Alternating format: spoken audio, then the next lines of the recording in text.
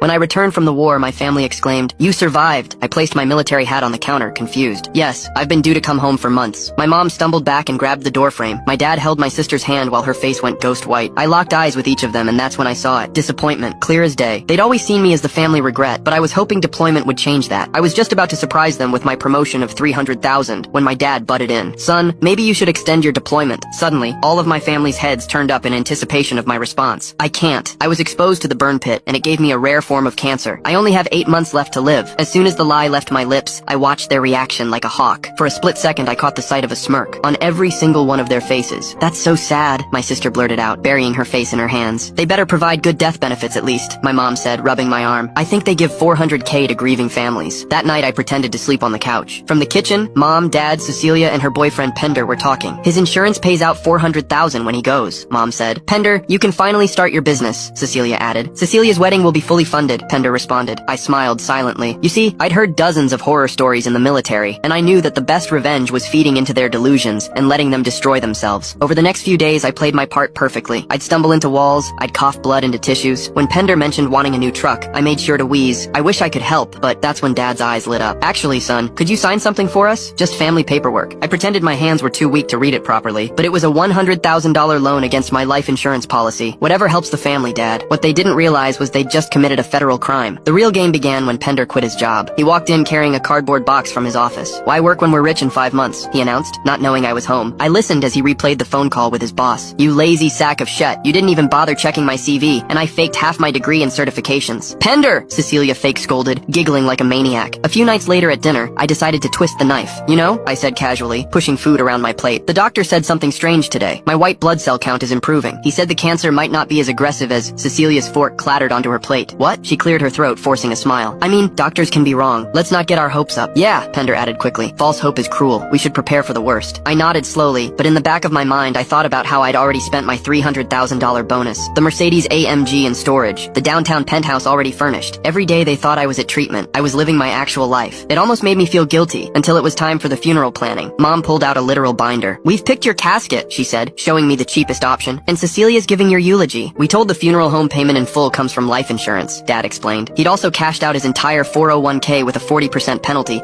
losing the $80,000 he'd saved for 30 years. "Smart thinking," I wheezed. Cecilia had dropped out of college in her final semester, forfeiting her degree and $60,000 in tuition. My mom had broken the apartment lease, owing $15,000 in penalties, and told her landlord to sue her because I'll be rich soon. That night I heard them on a conference call with a voice I didn't recognize. "We need another 100 grand, Dad was saying. "The insurance pays out in 2 months maximum. You understand what happens if you don't pay?" The accent was thick and there was casino music in the background.